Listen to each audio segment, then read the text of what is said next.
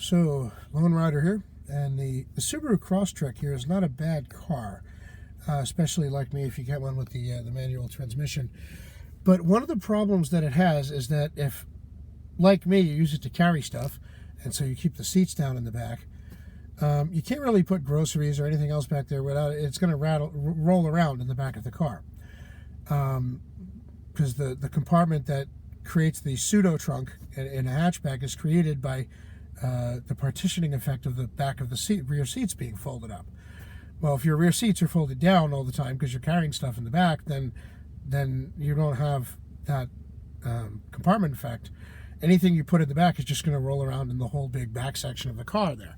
You can see that's a big open space. Because of this, when I have groceries or a backpack or anything else that I'm carrying, I typically put it on the passenger seat. And what I found lately is that heavy objects have been causing this annoying warning siren to start blaring at me. It went off today. I was coming home with some iced tea on the seat, from the grocery store, big package. And I went around a turn, and the warning lights started going, and things started flashing. And I said, "Oh my God, what's wrong with my car?" I thought, like the brakes were going to fail or something, or the engine was overheating. So as soon as I made my turn, I pulled over and stopped. And I started looking around, and I realized that there was a little light on the dashboard here that was showing a seatbelt logo and said passenger. And it was warning me to buckle in my passenger. Well, of course, I didn't have a passenger. What I had was a package of iced tea, right? And this is really annoying. So I wanted to talk about how to disable it.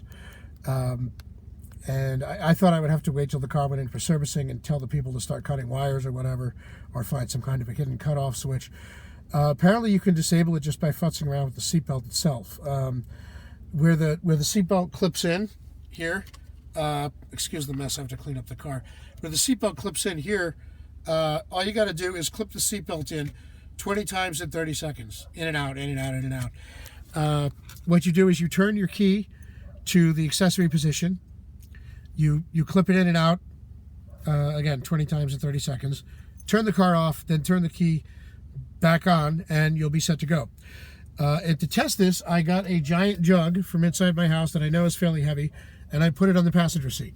And the warning light initially came on the dashboard here, but there was no siren, no blaring, beeping, or annoying auditory sound.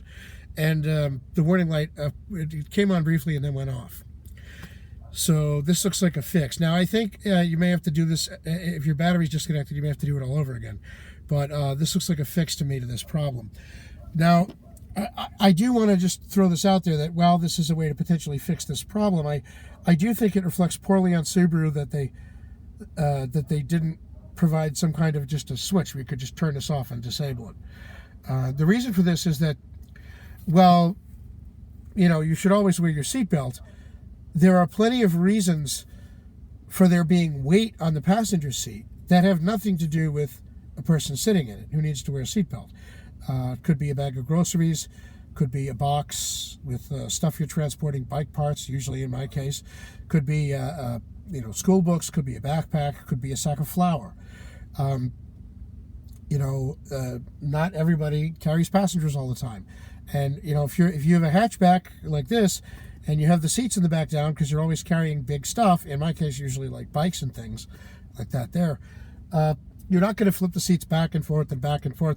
You're just going to leave them down all the time, which means you're going to put your groceries up front in the footwell or on the passenger seat. And that means that anytime you're carrying, groceries or a box of bike parts or books or a knapsack or whatever, you're going to have this annoying thing beeping at you hysterically. And what's particularly alarming is when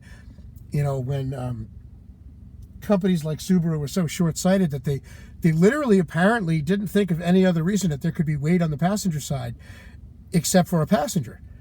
It's almost like they've never used cars before.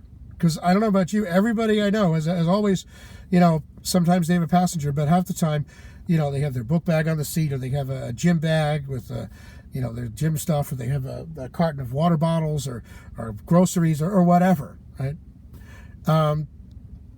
It's just, part of, if you're driving the car and you need a space to put stuff, that's what it's for.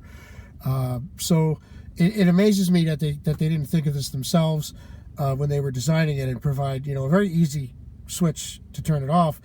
I also am kind of alarmed that, when they sold me this car, I mean, I got it new. They spent a lot of time talking to me. They knew that I was a single guy who spent a lot of time, carrying my mountain bike and other things in the back of the car, that I was going to have the seats down all the time and so on and so forth. You think they could have warned me that, by the way, since you don't have passengers, you might want to be aware of this. If you put anything on the seat, it's going to set off an alarm. And if what you initially put on the seat isn't quite heavy enough to set off the alarm, but the weight shifts when you're going, let's say, around a turn, which is what happened to me today, the alarm can start dinging suddenly while you're in the middle of that turn, and it can be startling, and it can be dangerous. I'm an attentive, safe driver, and I nearly swerved when this thing went off because, you have an alarm going off for apparently no reason, out of the blue, startling you. You have flashing red lights. It's just, this wasn't well thought out by Subaru. So please do a better job on your next car. But yeah, that's how you disable it. And I've heard that this works for other models, WRX, other cars like that. This one is a Crosstrek. I think it's 2017. I'm not entirely sure, but it's fairly new. So works on that too. And yeah, just something to think about. I don't mind that they have it on the driver's side, only because, I always have the seatbelt on when I'm driving. But the passenger side, I mean, it's kind of ridiculous to have it there and not have a cutoff switch or something whereby you can deactivate it easily.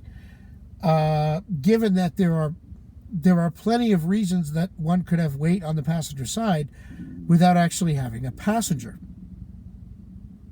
right? And then, could you imagine if you're going for a long drive, like let's say you're driving up to Massachusetts to visit relatives, and you have a backpack with some stuff on the seat here, and it's let's say a 3-4 hour drive. Are you going to be wanting to listen to that beeping for 3 or 4 hours? I mean, that would drive you around the bend, right? So I'm very disappointed that Subaru, one, didn't warn me that it was going to do this, so I could avoid a potential accident when it started beeping in the middle of a drive, startling me in traffic. Secondly, I'm really disappointed that they didn't provide an easy way to just flip a switch and disable it. And third, yeah, this is how you do disable it. Again, insert the seatbelt clip 20 times in 30 seconds, and then turn the car back on, and you're good to go.